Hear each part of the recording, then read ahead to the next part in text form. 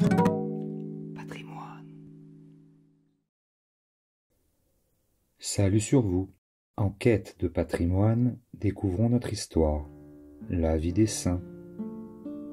14 octobre, nous fêtons Saint Calixte ou Caliste, pape. Caliste, romain successeur de Zéphirin sous le règne de l'empereur Héliogabale, gouverna avec beaucoup de courage et de sagesse l'Église persécutée.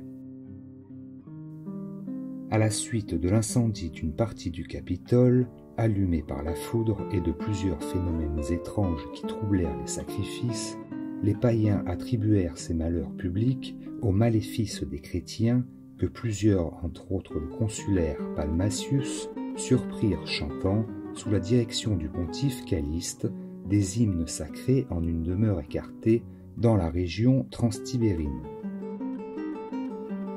Palmatius, qui les dénonça au préteur, fut chargé de les réprimer.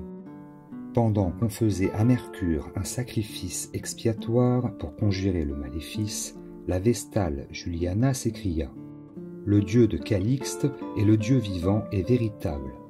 Vos impiétés attirent sur vous sa colère.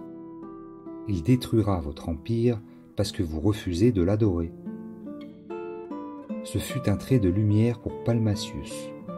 Il alla trouver Caliste, qui le fit instruire par le prêtre Calépode et le baptisa, lui, sa femme, ses enfants et toute sa maison, composée de 42 personnes. Palmatius, arrêté comme chrétien et enfermé dans la maison du sénateur Simplicius, guérit une femme paralytique nommée Blanda, qui se convertit. Caliste vint la baptiser, elle et son mari Félix. Le sénateur Simplicius, témoin de ces scènes émouvantes, se convertit aussi. Le pontife, après l'avoir catéchisé, lui et toute sa famille, le baptisa. Ils étaient 68 personnes. À cette nouvelle, le préteur condamna les nouveaux baptisés à périr par le glaive. Le prêtre Calépode eut aussi la tête tranchée, 1er mai 222.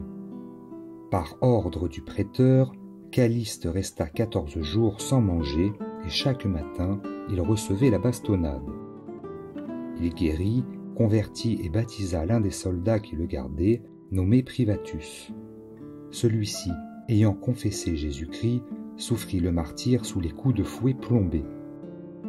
Quant au saint pontife, il fut d'une fenêtre de la maison jeté avec une pierre au cou dans un puits, que l'on combla ensuite de matériaux jusqu'à l'orifice.